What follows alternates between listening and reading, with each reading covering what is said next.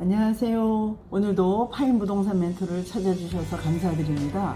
오늘은 건물 하나가 주변 상권에 어떤 영향을 미치는지 함께 알아보기로 합니다. 제가 있는 우성 SB타워2를 예로 들자면 1층부터 4층까지는 상업시설이고 5층부터 12층까지는 사무실입니다. 상업시설은 54호실이고 사무실은 155호실입니다.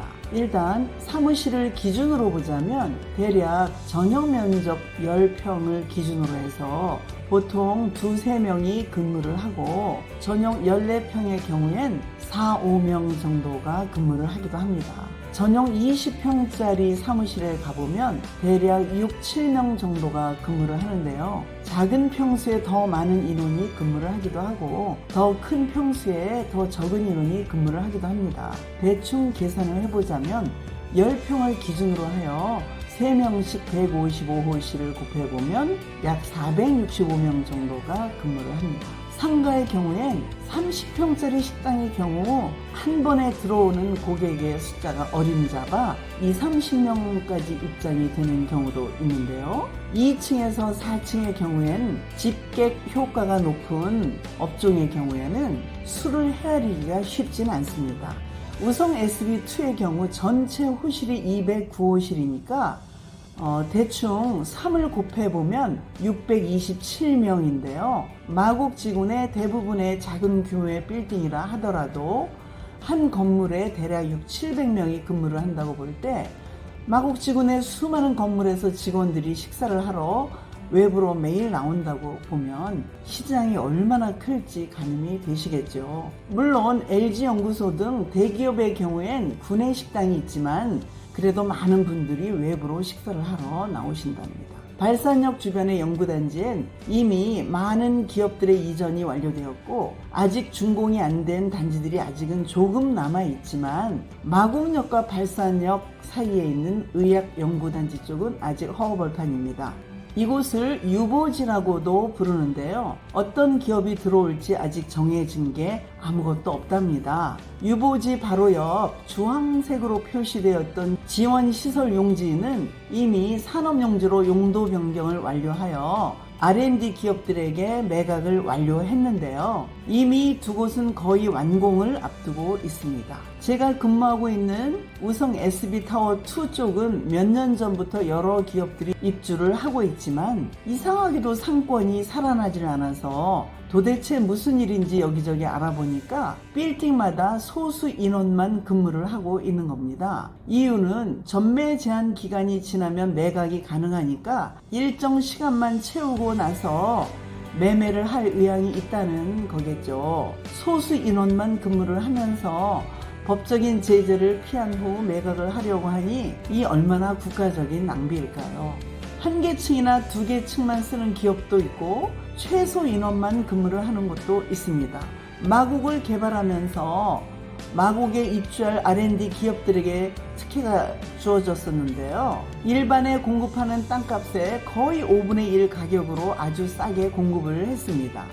국가 발전을 위해서 말이죠. 그런데요, 전매 제한을 5년으로 묶어 놓다 보니까 5년만 버티면 비싼 값에 되팔 수가 있는 겁니다. 물론 성실하게 본 목적대로 사용하시는 기업들이 거의 대부분이시지만 건물에 사람이 별로 없는 곳은 백발백중 매각 의사가 있다고 보시면 될 것 같습니다. 실제로 저에게 매매 금액을 타진하러 오신 분도 계십니다.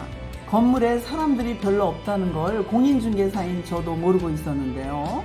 어느 날 식당 사장님께서 한숨을 쉬면서 말씀해 주시더라고요. 건물이 이렇게 많은데 점심 식사로 나오는 사람들이 별로 없다는 거예요. 물론 작은 규모의 건물에는 구내식당이 없습니다. 그래서 유심히 살펴보니까 저녁에 불을 켜놓은 곳이 별로 없는 걸 보고 저도 깜짝 놀랐답니다. 그래서 건물이 완공되어도 주변 상권이 살아나질 않는 거였네요. 하지만 R&D 기업의 특성상 소수 연구 인력만 근무하는 회사도 있고 지금 한창 성장 중에 있는 기업도 있으니까 너무 과한 비판은 삼가야 하겠습니다. 지난번 용도 변경이 되어 개발 중에 있는 DS11-1 블록 일대는 기업들이 컨소시엄으로 들어오게 되어 있는데요. 이쪽 블록이 완공되게 되면 파인스퀘어 1차, 지웰타워, 그랑트윈타워, 프리마타워, 퀸즈파크 12차 등 주변 상권이 활기를 띠게 될 것이라고 생각됩니다. 위에서 말씀드렸다시피 작은 건물 하나에 대략 600~700명이 입주를 하게 되는데요. 조금 큰 규모의 건물 같은 경우는 1000명에서 1500명은 거뜬히 입주가 되는 건물들이 주변에 많이 있습니다. 기업들이 땅 파기만 시작해도 공사장 인부들의 수요와 준공 후 임직원들의 수요까지 더해지면 상권은 분명하게 확장될 게 뻔합니다. 게다가 유보지에 어떤 모양이든 건물들이 들어차게 되면 13블록 인근은 그야말로 황금어장이 될 것입니다. 이 주변은 아파트 상권과 주거지역, 연구단지를 아우르게 되는 거대한 상권으로 탈바꿈하게 될 터인데요.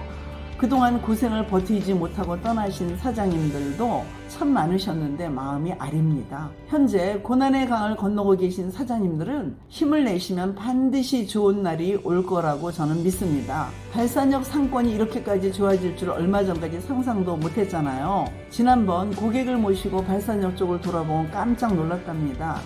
특히 저녁 시간이 되니까 발 디딜 틈 없이 상가들이 사람들로 가득 들어차는 걸 보니까 얼마나 기분이 좋았는지 모릅니다.